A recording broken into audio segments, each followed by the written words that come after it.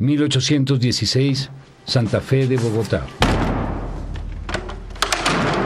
Una larga expedición científica de más de 30 años terminó abruptamente con la violenta reconquista de España al nuevo Reino de Granada, colonia que se había independizado 6 años antes. Los tesoros científicos recolectados por esta expedición fueron guardados y enviados rápidamente a España. Este material se archivó durante muchos años en el Real Jardín Botánico de Madrid, al lado de otras expediciones naturales por América. Pero a diferencia de las otras expediciones, la del nuevo Reino de Granada, hoy Colombia, aún no ha terminado. Varios de los hombres que la iniciaron desaparecieron violentamente y no pudieron culminarla. Sin embargo, el espíritu original de su fundador, el sabio José Celestino Mutis, ha permanecido en varias generaciones de científicos que 200 años después de su muerte intentan terminar su obra. ¿Cuál fue el sueño que persiguió José Celestino Mutis? ¿Cuál es el valor científico de su expedición? ¿Por qué la mayoría de los científicos que participaron en ella tuvieron un final trágico?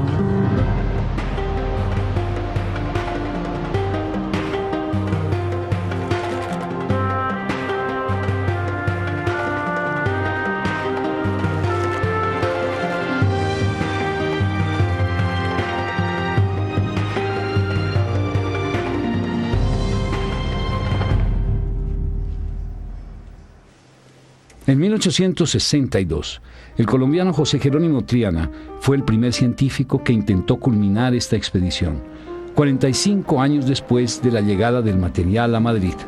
La curiosidad de Triana por redescubrir este tesoro nació en su juventud, cuando conoció al último de sus sobrevivientes, el dibujante Francisco Javier Matiz. Las historias que Matiz le contaba hicieron que Triana anhelara ver esos tesoros ocultos.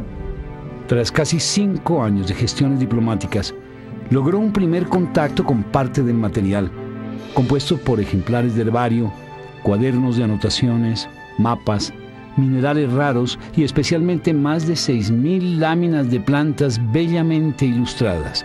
Sin duda un tesoro científico y artístico único en el mundo. El Real Jardín Botánico de Madrid guarda toda clase de descubrimientos y riquezas colectadas por expedicionarios que recorrieron el vasto imperio que España tuvo en América entre los siglos XVI y XIX. La colección Mutis, en lo que se refiere a la colección de dibujos, es sin duda la joya del archivo del Jardín Botánico. Esta sin duda es la que tiene una calidad artística mayor y la más espectacular. El objetivo de estas expediciones era hacer un inventario de las riquezas naturales de las colonias de España.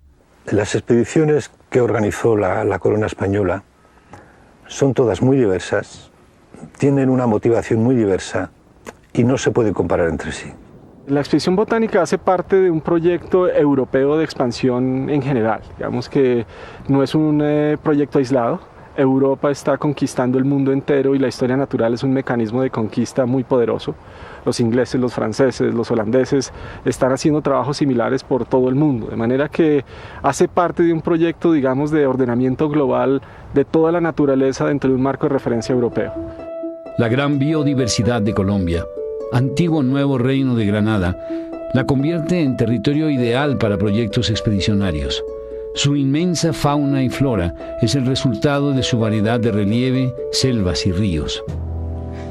La expedición botánica fue un evento de gran importancia científica e histórica, que reunió a la mayoría de las mentes más brillantes e ilustradas de esta colonia española. El filósofo e historiador Mauricio Nieto ha profundizado en el contexto histórico y cultural que rodeaba a estos expedicionarios. En la segunda mitad del siglo XVIII, la Nueva Granada va a contar con un grupo de personalidades que comparten la educación, que comparten cierta posición privilegiada en la sociedad colonial y van a compartir con la expedición los intereses en historia natural, en geografía y en los temas, digamos, importantes para la ciencia del siglo XVIII. Este grupo de hombres se reunió alrededor del español José Celestino Mutis, que para la época ya era una personalidad muy respetada en Santa Fe de Bogotá, capital del virreinato.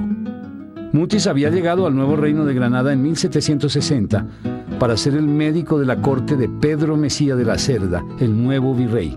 El largo viaje por el Río Grande de la Magdalena, la principal vía fluvial del nuevo reino de Granada, dejó a este joven médico muy impresionado con la exuberancia natural de estos territorios.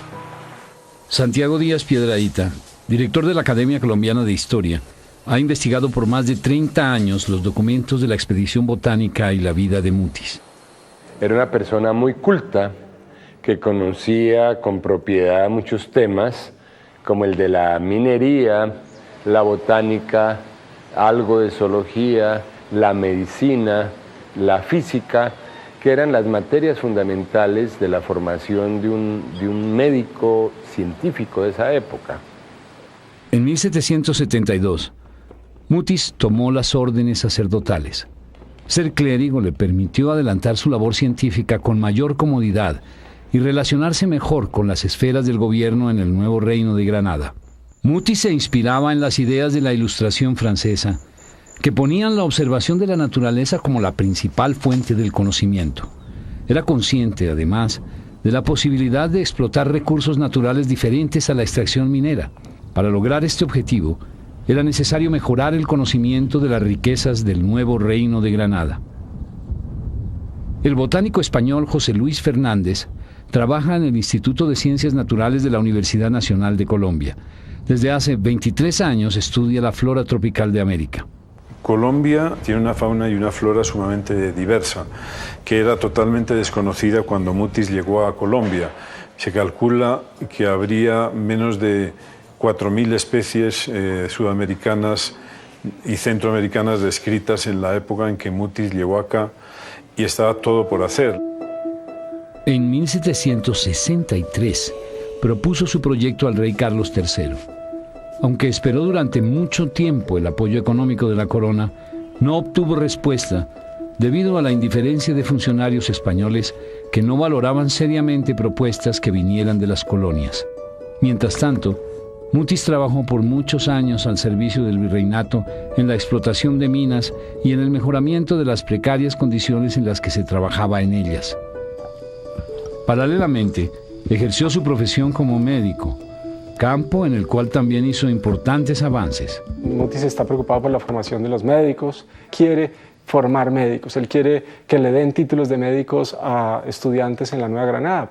Con el tiempo, Mutis centró su interés científico en la botánica. Alcanzó una respetable colección de ejemplares que incluía descripciones y usos de más de 100 de plantas. Sin embargo, no tenía colegas con quien compartir sus avances. Después de algunos contactos, se comunicó con el europeo con más conocimientos botánicos, Carlos Linneo. Carlos Linneo es el naturalista más importante de su época, era un naturalista sueco. Se le ocurrió el sistema de la naturaleza, sistema Nature, que era un método de clasificación que permitía ordenar los reinos de la naturaleza, entonces reino vegetal, reino animal y reino mineral. Su idea de clasificar las especies naturales por determinadas características anatómicas hizo que la ciencia pudiera iniciar un estudio organizado y sistemático de los diferentes seres vivos que habitan el planeta.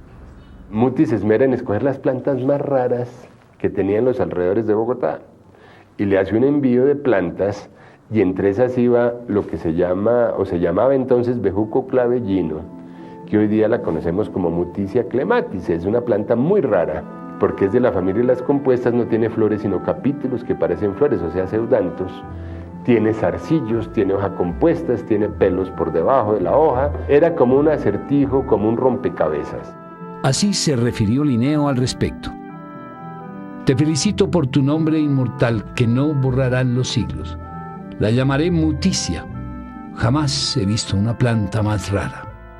Y después en otra carta le dice, tú eres el botánico más grande de América. Entonces para Mutis eso es importantísimo porque le da crédito en la corte, le da fama, y todo el mundo dice, no, es que este es amigo de Linneo. Linneo lo cita en sus obras, como si hubieran jugado y se hubieran criado juntos y hubieran echado trompo y jugado a la pelota. En realidad nunca se vieron, se escribían en cartas en latín porque ni Mutis hablaba sueco ni Linneo hablaba castellano.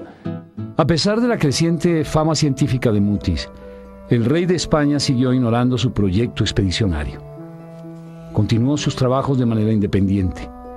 Gracias a la compra de libros, se mantenía enterado de los avances científicos en Europa. Con estos volúmenes conformó una de las bibliotecas más grandes y admiradas de América. Marta Fajardo de Rueda, especialista en el arte colonial del Nuevo Reino de Granada, ha seguido de cerca el trabajo de la expedición botánica. El sabio tenía una biblioteca muy rica y la iba enriqueciendo cada vez más porque mantenía una relación directa con los libreros que le traían de Europa las novedades sobre el tema botánico. El contacto con las ideas científicas europeas convirtió a Mutis en uno de los impulsores de educación en el Nuevo Reino de Granada. Inició su labor académica como profesor de física y matemáticas en el Colegio Mayor de Nuestra Señora del Rosario, la primera universidad de Santa Fe de Bogotá. Allí diseñó programas académicos y cátedras. Ciertamente existen documentos muy interesantes como lecciones inaugurales de la Cátedra de Matemáticas e incluso cosas tan importantes como una traducción de los Principia de Isaac Newton. Aunque Mutis cumplía con su labor educativa, médica, minera y sacerdotal, no abandonaba el sueño de hacer una detallada expedición botánica del Nuevo Reino de Granada. Pero en 1782, una expedición planteada desde Europa puso en peligro los sueños del sabio español.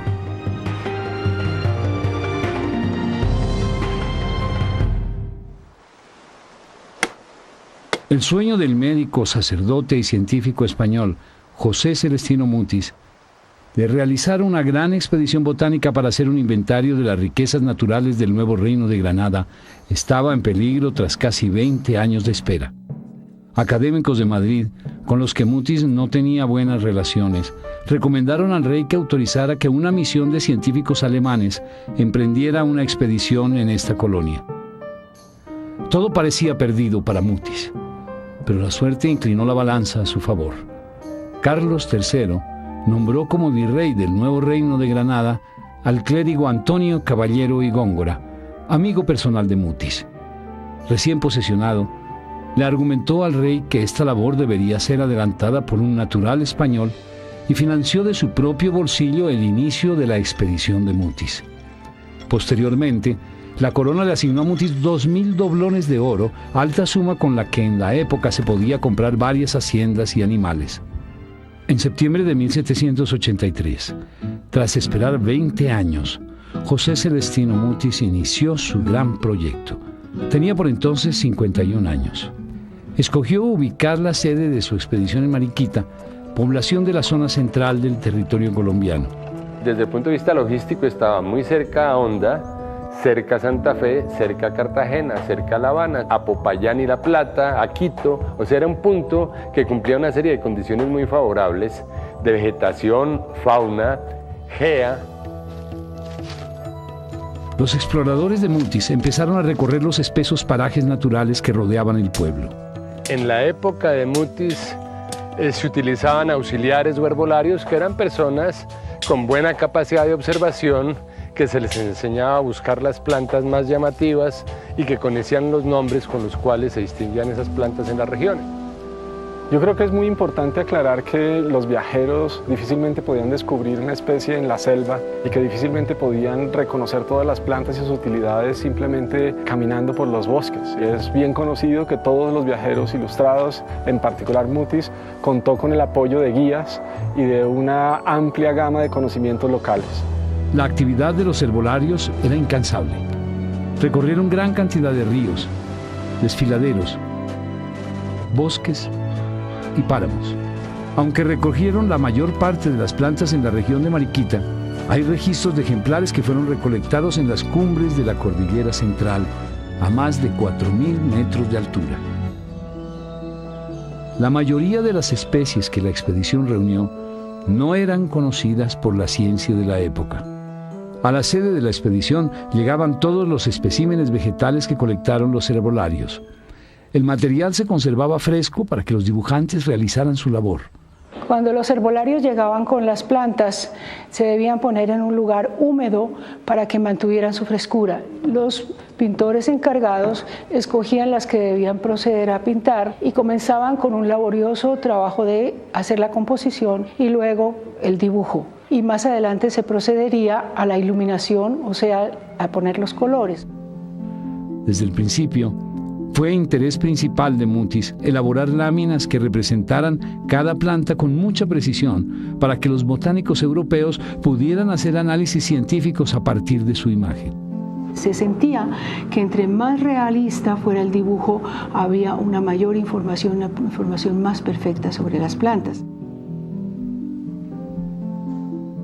Gradualmente fueron vinculándose a la expedición colaboradores que, además de la botánica, aportaron sus conocimientos en diversos temas.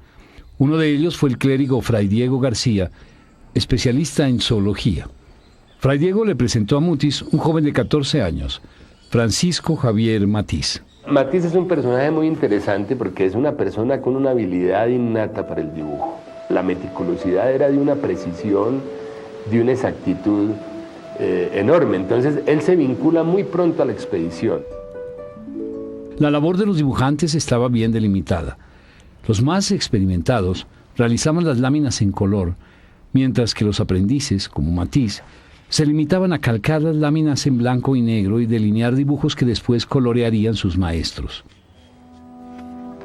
En el taller de dibujantes, el joven Matiz se destacaba por tener un espíritu rebelde. Constantemente se escapaba de la casa de la expedición para recorrer el pueblo. Le gustaba irse a jugar billar, que se llamaba el truco.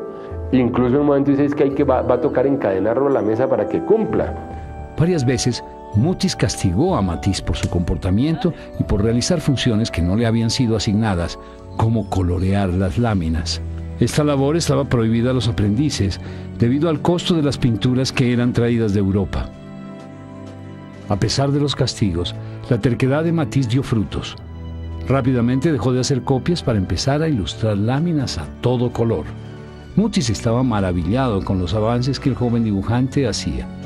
Así lo comentó: me entregué después a la agradabilísima ocupación de registrar todas las láminas que había trabajado el joven Matiz.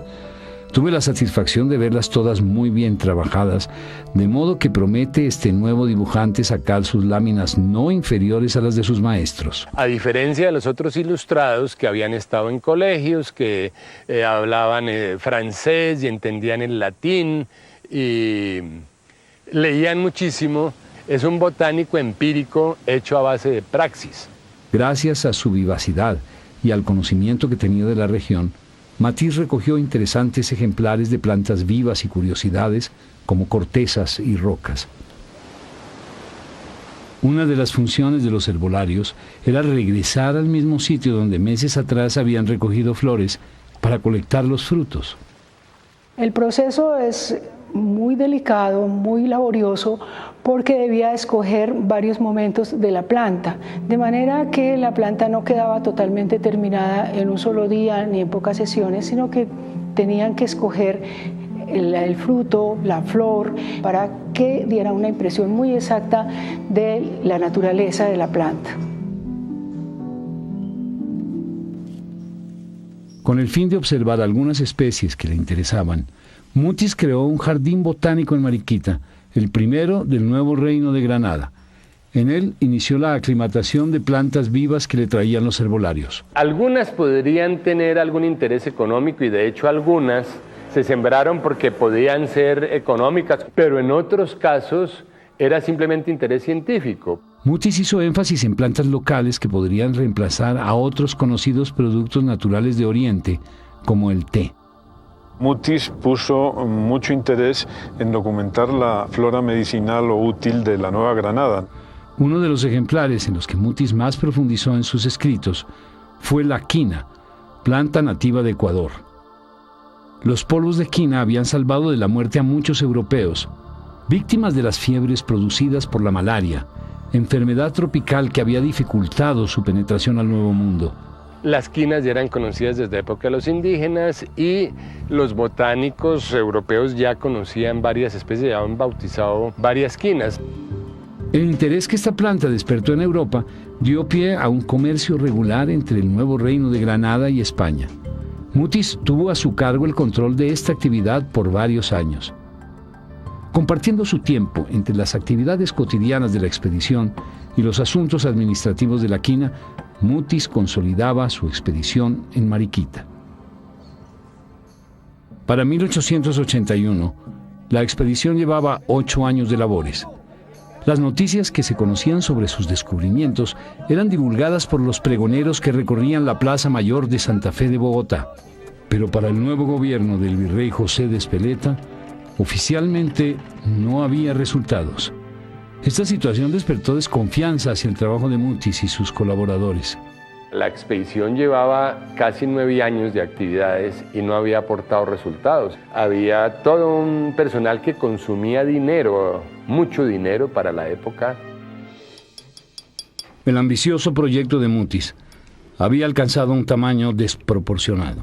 El volumen del material recogido y el ritmo lento al que se dibujaba intranquilizaron a las autoridades de la capital. Speleta quiere fiscalizar y además las órdenes vienen desde el ministerio en Madrid. ¿Qué pasa con esa expedición que gasta tanto dinero y que dónde están las publicaciones, dónde están los resultados? En Mariquita, Mutis recibió del virrey la orden de trasladar inmediatamente la expedición a Santa Fe. Desolado, presenciaba cómo su sueño científico estaba nuevamente en peligro. Se lo llevan para Santa Fe, el primero va a Boga y dice, no, se viene con todo. Y entonces hay que trasladar todo a Santa Fe. Mutis finalmente acepta, trata de ablandar un poco al virrey, pero acepta. En Santa Fe de Bogotá, la expedición se ubicó en una casa en la Plaza Mayor, en espera de un funcionario que fiscalizara sus actividades. El escogido para esta labor fue el clérigo español Francisco Martínez. Francisco Martínez era un sacerdote muy erudito, conocedor del arte, había viajado por Italia, conocía las técnicas que se estaban usando en ese momento y lo que se había usado en el pasado, y con ese motivo escribió un libro muy valioso que se llama Manual para Pintura, Escultura y Grabado. Eso le sirvió para que cuando el virrey le encargara hacer una valoración del trabajo de Mutis en la botánica, lo hiciera con un conocimiento muy preciso. Francisco Martínez revisó gabinetes, herbarios y especialmente el trabajo pictórico de las láminas. Nada se quedó sin evaluar. Francisco Martínez se sorprende por la calidad de los trabajos de la botánica. Se da cuenta que el trabajo es perfecto, que es muy científico, que lo ha hecho con una gran calidad y que merece que siga respaldándose. Así lo comentó. Todo lo examiné con la exactitud de quien deseaba satisfacer los deseos del ministerio. He visto que la obra será utilísima al público y hará mucho honor a la nación. Las láminas, no tengo duda en decir, son las mejores que se puedan dar a luz en este género. De cierta manera, Francisco Martínez le salva en un momento delicado la expedición a Mutis porque le conserva el apoyo del gobierno del rey. La extraordinaria calidad que Martínez encontró en las láminas de Mutis no fue casualidad. Desde un principio, Mutis tuvo la firme intención de realizar una obra que superara de lejos todas las publicaciones de ilustración botánica de la época. Por esos días, el mundo se maravillaba con las obras del conde francés de Buffon, que acababa de publicar una hermosa historia natural con ilustraciones zoológicas, y del holandés Nicolaus Jacan, especialista en la flora suramericana. Mutis usó esas obras como modelo de su método innovador con el que realizó las láminas que compondrían los tomos de su Flora de Bogotá, nombre que tendría la publicación de los resultados de la expedición. En las otras expediciones que se hicieron en el mundo, iban en compañía del botánico o del científico 1 o 2 pintores, o el mismo botánico se encargaba de hacer las pinturas, con lo cual los trabajos eran menos delicados. Entonces, cuando Mutis aborda el trabajo, decide, y lo dice en algunas cartas, corregir a sus predecesores. El método usado por los pintores de Mutis fue el resultado de una mezcla de técnicas ya conocidas por los pintores de la colonia. ¿Y cuál es ese tipo de pintura? Es una pintura que los tratadistas llaman la miniatura, sin que sea miniatura por sí, sino por el tipo de trabajo en que se va usando el blanco del papel para el blanco que se necesite, y luego se va colocando con rayitas o pequeños puntos el color muy delicadamente, esperando a que seque para poder desvanecer los colores, pero nunca intervenir de una vez la planta. La impresión por grabado de la época obligaba a que a las láminas en color se les hicieran varias copias en tinta china. Ordena que le hagan 2 copias de cada planta para que una vaya al grabado, al taller de grabado, y por si se pierden las láminas quede un repuesto de ellas. El detalle con que estas láminas fueron elaboradas ha hecho que con el paso de los años hayan adquirido un valor artístico que para muchos supera su valor científico. Por lo general uno se encuentra con soluciones como esta. Las pequeñas raíces en la parte de arriba y la planta aquí presente. Esta composición también es muy interesante de colocar la hipomea minuta 3 veces. Detrás de la intención científica también está la intención de que la planta presente toda su belleza, todo su esplendor. Las raíces también se vuelven un elemento bello. Después de años de labores, Francisco Javier Matiz había alcanzado un alto grado de maestría en su pintura. Además, se había convertido en un experto en anatomía, especialmente en la disección de flores. A esta altura, la expedición se convirtió en una rigurosa y dedicada escuela de pintores y dibujantes que trabajaban bajo una estricta disciplina. La expedición salió ganando en Santa Fe, porque en Santa Fe se organizó la escuela de dibujo, se incorporaron más dibujantes, hubo más oficiales de pluma, hubo mucho más trabajo. Esta prosperidad fue posible por el respaldo que el virrey Espeleta le dio a la expedición. En agradecimiento, Mutis le hizo el mejor homenaje que un científico le podía hacer a un noble de la época.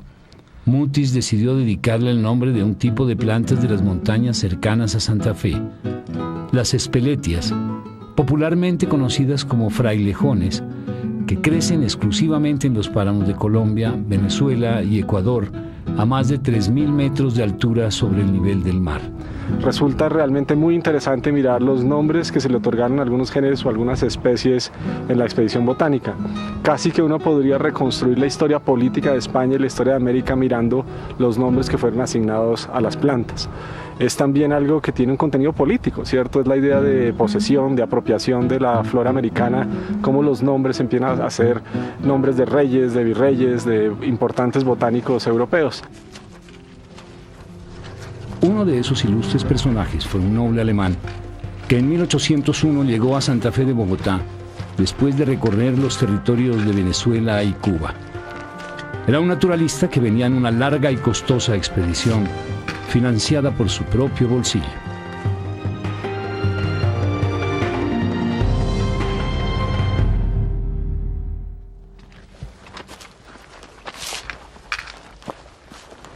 Santa Fe de Bogotá recibió en 1801 la visita de un hombre que llegaría a ser el naturalista más importante del siglo XIX.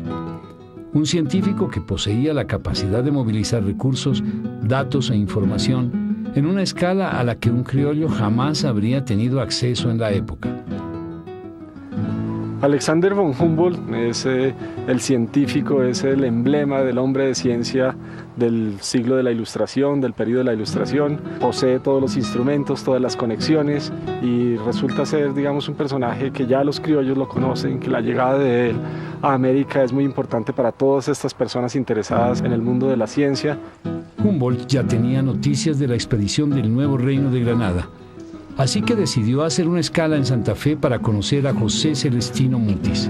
Mutis va a ser muy generoso, le va a regalar especímenes, le va a poner a su servicio el material que tiene, de manera que Humboldt va a manifestar su admiración, su aprecio por lo que se ha venido haciendo alrededor de la expedición botánica en manos de Mutis.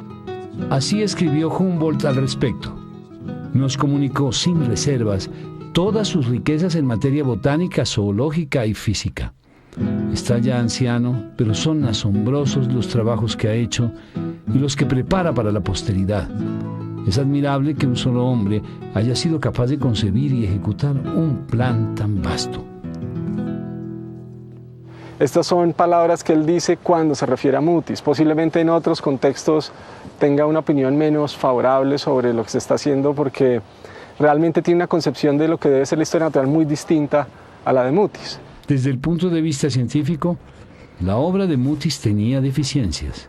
Mutis llegó a ser un botánico brillante, pero desafortunadamente no alcanzó a publicar la gran mayoría de resultados. Esas 600 aproximadamente descripciones, a veces incompletas, que se conservan, dan fe del gran trabajo botánico que desempeñó. Estas descripciones serían la materia prima de otra labor importante que la expedición no había iniciado aún: la publicación de los resultados. Ser parte del mundo de la ciencia implica publicar. Lo que pasa es que en la Nueva Granada no hay dónde.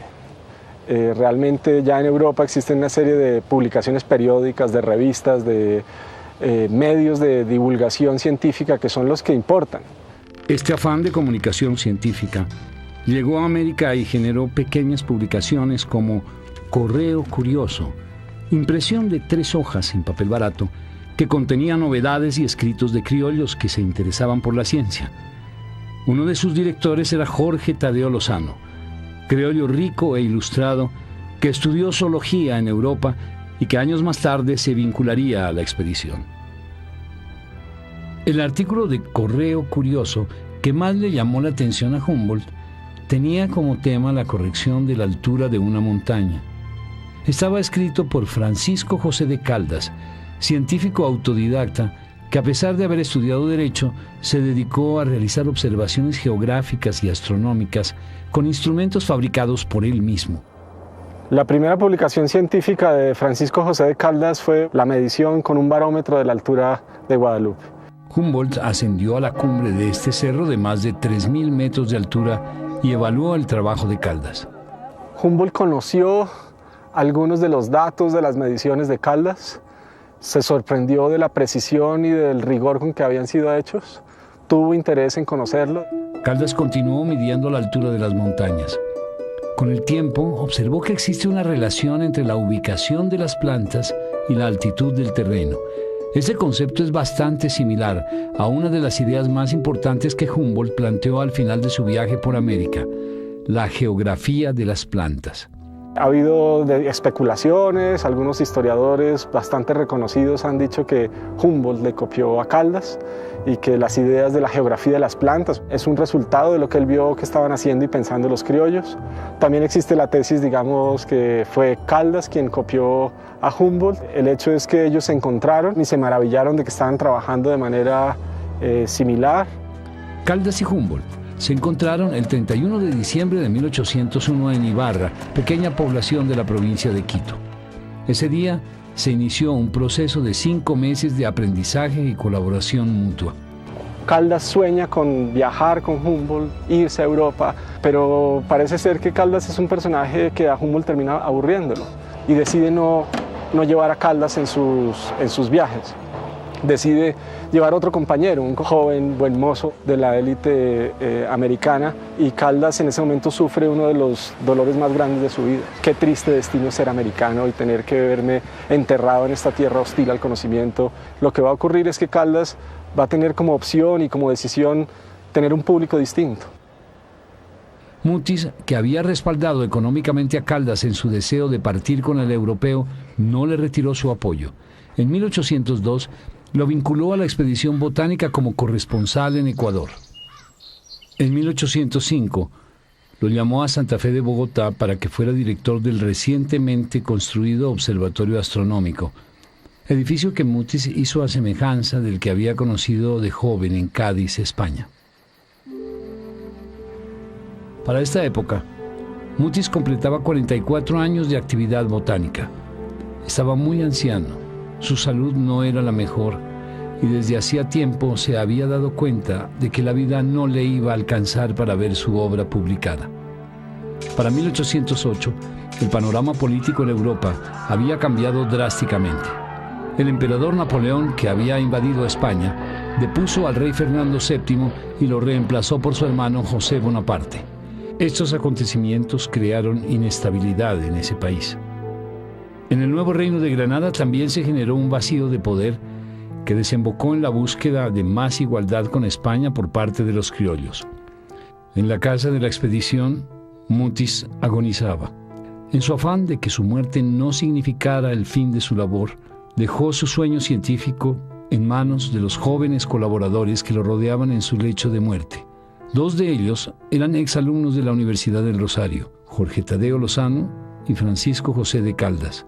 El otro era el botánico Sinforoso Mutis, sobrino del sabio.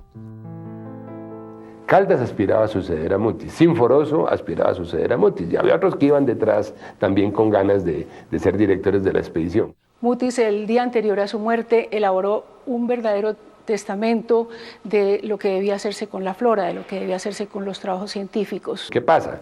Que antes de morir Mutis dice, en botánica queda de sucesor mi sobrino Sinforoso, y en astronomía queda Caldas. O sea, ahí viene un contrapunteo de rivalidad.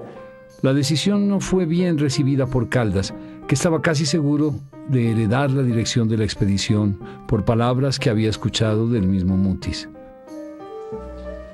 Concluidas las diferencias, Tadeo Lozano, Caldas y Sinforoso Mutis intentaron corregir los errores que ellos consideraban había cometido su maestro. Una de sus primeras acciones fue publicar Historia de los árboles de la quina, compendio de las investigaciones de Mutis en torno a esta especie. Sinforoso quiso que en la parte inferior de las láminas coloreadas se incluyeran las estructuras de las flores, labor que encargó a Matisse. Jorge Tadeo Lozano retomó el estudio zoológico, que no se trabajaba desde 1783, cuando estuvo a cargo de Fray Diego García. Caldas empezó a editar el Semanario del Nuevo Reino de Granada. Con la publicación se intentaba corregir uno de los principales problemas de la expedición, la no comunicación oportuna de sus descubrimientos científicos.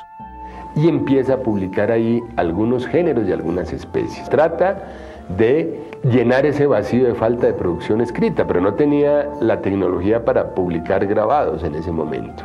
Entonces es únicamente texto. Pero pues ya es un esfuerzo grande de validar nombres y de realmente demostrar que se está haciendo un trabajo científico serio. La expedición tomaba un aire de renovación. Sin embargo, los proyectos científicos ya no eran las únicas ideas que dominaban las mentes de sus encargados. El Observatorio Astronómico se transformó en la sede de la Sociedad de Amigos del País, tertulia a la que asistían varios científicos y criollos importantes, que aunque no querían la independencia, sí deseaban una mejor posición frente al inestable gobierno de España.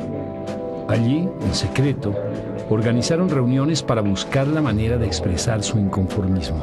En estas tertulias se reunían personajes como Sinforoso y otros ilustrados a discutir lo que estaba pasando en el mundo.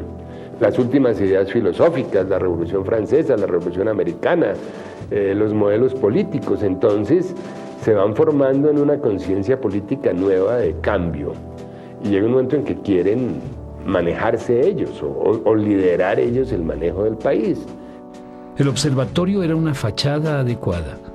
Nadie sospechaba que en estas reuniones de intelectuales se planeara una revuelta. Los jóvenes científicos encargados de la expedición ayudaron en la elaboración del plan. Los desórdenes, que estallaron el 20 de julio de 1810, adquirieron proporciones tan grandes que desembocaron en la independencia total de España. Finalizada una primera etapa de revueltas, la firma de la primera acta de independencia dio origen a una nueva nación. La mayoría de los miembros de la expedición terminaron involucrados en el proceso de independencia.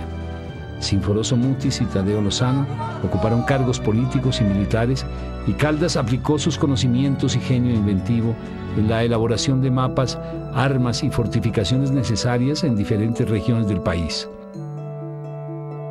Por primera vez en 27 años, las actividades científicas de la expedición botánica fueron abandonadas, a la espera de que la situación política se normalizara.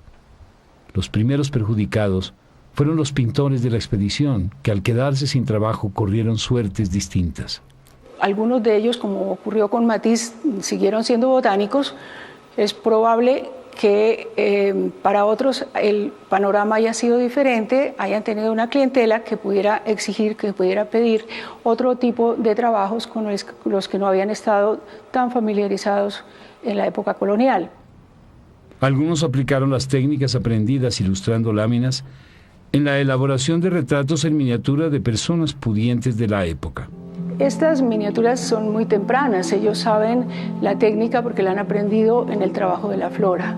Y es un ejercicio que está muy de moda. Todas las personas quieren tener un retrato de sus familiares, de sí mismos. Algunas se han podido recuperar gracias a coleccionistas que las guardaron y luego las trajeron aquí a los museos. La delicada estabilidad política que estableció la Constitución de 1811 rápidamente se desmoronó y las diferentes ideas políticas e intereses económicos empezaron a primar. Se generaron posiciones irreconciliables entre los criollos, dividiendo al país en dos bandos enemigos. La joven nación se sumió en guerras civiles que generaron miles de muertes y pérdidas económicas. Estas luchas facilitaron que el país se rindiera fácilmente ante las tropas españolas que iniciaron la reconquista en 1815, después de que España recuperó su antiguo orden monárquico. Muchos de los criollos que participaron en el proceso de independencia fueron capturados. Entre los presos estaban Caldas, Matiz, Sinforoso Mutis y Tadeo Lozano. Sinforoso y Matiz fueron sacados de sus celdas para empacar aceleradamente los materiales de la expedición. Ese material va a dar a Madrid y aquí no queda nada de eso. Entonces queda un sentimiento como un tesoro que teníamos y que nos robaron, que nos arrebataron. Entonces es una tradición trunca. En 1816, Jorge Tadeo Lozano y Francisco José de Caldas fueron fusilados después de ser sometidos a un tribunal de guerra que se efectuó en las instalaciones de su antigua universidad.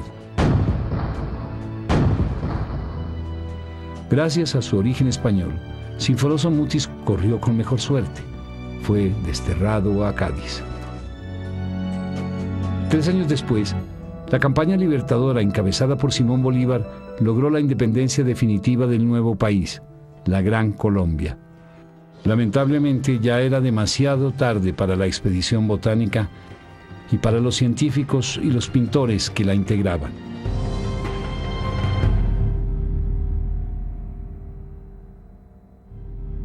En 1819, el nuevo reino de Granada se independizó definitivamente de España. Los materiales de la expedición botánica ya no estaban en el país y los científicos que la realizaron habían muerto. Francisco Javier Matiz sobrevivió, y con él la esperanza de que la expedición no quedara para siempre en el olvido. Pasó sus últimos años siendo profesor ocasional de botánica en la naciente Universidad Central de la Gran Colombia y reclamando una pensión que el Estado le debía por los casi 30 años que dedicó a la empresa de Mutis. Finalmente se retiró a su casa en Santa Fe de Bogotá, agobiado por la miseria. Sin embargo, nunca dejó de enseñar. En sus últimos días, atendió al estudiante José Jerónimo Triana, que 15 años después, ya como científico en Europa, apreciaría el material inédito de la expedición. Triana lo califica en una manera de decir, ya era un viejito bastante ciego, había perdido mucho la vista, era como los últimos reflejos de una lámpara que se apaga. Matiz, considerado por Humboldt el mejor pintor de flores del mundo, sembró en Triana el espíritu científico que había recibido de Mutis. En el joven nació un inmenso interés por conocer el material de esa expedición inconclusa de la que tanto le hablaba Matiz. En 1862, tras casi 5 años de gestiones diplomáticas, Triana por fin obtuvo el permiso para acceder a los materiales de la expedición, que por entonces estaban cercanos a cumplir medio siglo de estar archivados en el Jardín Botánico de Madrid. Triana era un trabajador incansable. Sin embargo, solo alcanzó a sistematizar entre el 15 y el 30% de todo este material. Las arregla por familias, las arregla por géneros, las numera en ese orden, identifica hasta donde puede la mayoría de géneros y muchas especies. Los esfuerzos de Triana por terminar el trabajo científico de Mutis resultaron insuficientes. En 1881, el material volvió nuevamente a sus gavetas. Pasaron 35 años. De nuevo, el olvido se posaba sobre la expedición. El interés en sus resultados renació gracias al botánico español José Cuatrecasas, director del Real Jardín Botánico de Madrid, y al padre Enrique Pérez Arbeláez, botánico colombiano. En 1917, el padre Pérez Arbeláez, que había oído hablar a sus antepasados de las láminas y tal, dice, hombre, pues allá tienen que estar las láminas y yo voy a ver cómo las veo y las rescato y las utilizo, porque no hay una Flora de Colombia, hay que hacer la Flora de Colombia.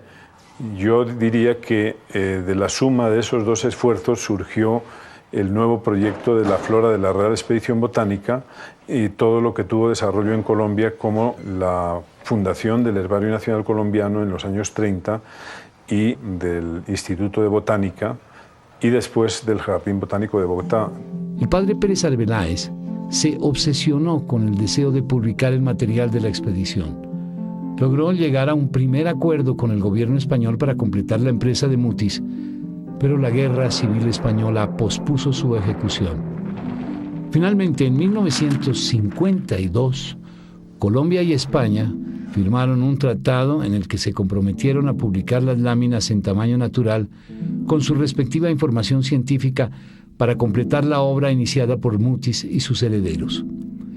Este trabajo lo han desarrollado botánicos colombianos y españoles en el Instituto de Ciencias Naturales de la Universidad Nacional de Colombia, depositario de gran parte de los ejemplares del herbario original de Mutis.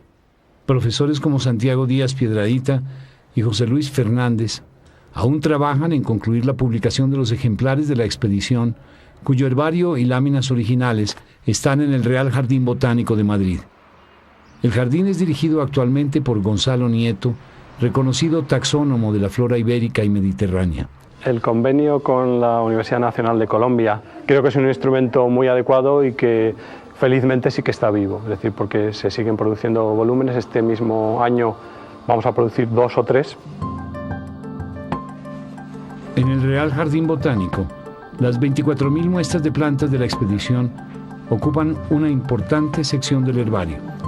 Las 6.000 láminas originales están dentro del archivo Mutis en grupos de 25 en cada caja. Pilar de Sampío tiene a su cargo la conservación de estas láminas y otras colecciones históricas del Real Jardín Botánico de Madrid. La colección de José Celestino Mutis, que se conserva en el archivo del Jardín Botánico, actualmente en un depósito climatizado, no están expuestas a la luz, solamente salen en contadas ocasiones para exposiciones. Existen reproducciones en microfilm que evitan que se haya que consultar a menudo los originales. Solo el contacto con las ilustraciones originales permite dimensionar el extraordinario realismo, las finas texturas y los vivos colores con los que las 6.000 láminas fueron elaboradas. Más allá del innegable valor de las ilustraciones, hay diversas opiniones en cuanto al resultado científico de la expedición. La expedición realmente, si uno la analiza fríamente como una empresa científica que ha debido dar resultados, no los dio, porque no publicó, y ese fue el pecado de Mutis. Él ha debido publicar o esmerarse en publicar, así fuera a pedazos, lo que iba haciendo y no esperar la gran obra que iba a asombrar al mundo y que nunca se produjo. Mutis pecó de cauto y de perfeccionista al guardarse sus descubrimientos a la espera de cotejarlos con las obras que iban saliendo, y así se le pasó una vida. No publicó sus descubrimientos, aunque eran innegables. Es lamentable que en la obra de Humboldt salieran más de 50 géneros y especies de las que estaban ya ilustradas y perfectamente documentadas en las láminas de Mutis 30 años antes. Félix Muñoz, historiador de la botánica ibérica, conoce a profundidad el trabajo de las expediciones botánicas de España en América. Mutis yo creo que era muy perfeccionista y eso lo demuestran las láminas. Si Mutis hubiera sido otra persona, probablemente hubiera publicado mucho más. Las láminas no existirían y habría un trabajo más científico, entre comillas, pero menos histórico y menos artístico. A lo mejor hemos salido ganando. La expedición abrió un camino para analizar y comprender la riqueza y variedad de especies colombianas, de fauna y flora. Algunos expertos la consideran como el primer gran logro científico del país. Lo que yo creo que Mutis pretendía es que los propios colombianos, por llamarlos de alguna manera, aunque Colombia entonces no existiera, desarrollaran y estudiaran su propio país. La expedición botánica ha dejado un extraordinario legado en cuanto a la disciplina, al conocimiento de la naturaleza, al de mirar las cosas de otra manera.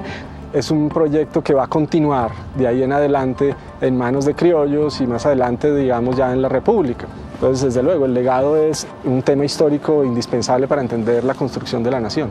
Todavía esos son propósitos, conocer el inventario real de la flora y de la fauna del país y proteger lo que nos queda todavía. Los científicos que actualmente compilan los tomos de la expedición son los sucesores de Mutis y sus colaboradores. En ellos recae la responsabilidad de culminar esta obra.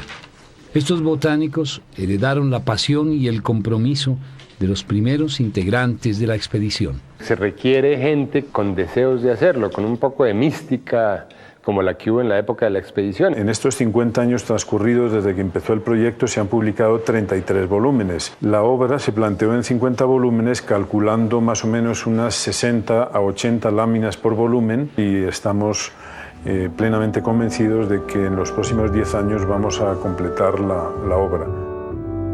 La culminación de este inmenso trabajo, que Mutis inició hace 225 años, pondrá en manos de la humanidad uno de los patrimonios artísticos y científicos más grandes que el genio de un hombre haya concebido. Tan solo restan 10 años para que este sueño se haga realidad. 10 años para que esta larga expedición llegue a su final.